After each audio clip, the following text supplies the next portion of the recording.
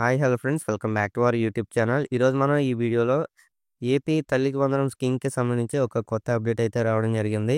So, అదేంటంటే మనకి తల్లికి వందనం స్కీమ్‌కి సంబంధించి నిన్నైతే మనకి క్రెడిట్ కావడం జరిగింది చాలామందికి.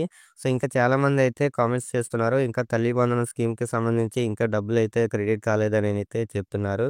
సో, దీనికి సంబంధించి ఈ వీడియోలో అయితే చెప్తాను. సో, ఎవరు స్కిప్ చేయకుండా మన ఛానల్ వీడియోస్‌ని ఫాలో అవుతూ, అలాగే మన ఛానల్‌ని సబ్స్క్రైబ్ చేసుకొని బెల్ ఐకాన్ కూడా ఆన్ చేసుకొని పెట్టుకోండి. అప్పుడే నేను పెట్టే ప్రతి వీడియో మీకు నోటిఫికేషన్ ద్వారా రావడం జరుగుతుంది.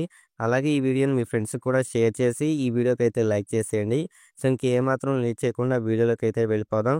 సో, ఈ తల్లికి వందనం పథకానికి సంబంధించిన గ్రీవెన్స్ రైజ్ చేసి రిమార్క్స్‌లో eligible and to be paid అని ఉన్న వాళ్ళకి అమౌంట్స్ అయితే నిన్న క్రెడిట్ కావడం అయితే జరిగింది.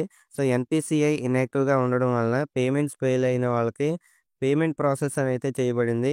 సో, వాళ్ళకి కూడా అమౌంట్స్ అనేది క్రెడిట్ అవుతూ అయితే ఉన్నాయి. సో, పై వాటికి సంబంధించిన పేమెంట్ స్టేటస్‌లు మనకి ఎన్‌బీఎం పోర్టల్‌లో మనకి సోమవారం సాయంత్రానికైతే అప్డేట్ అయితే అవుతాయి.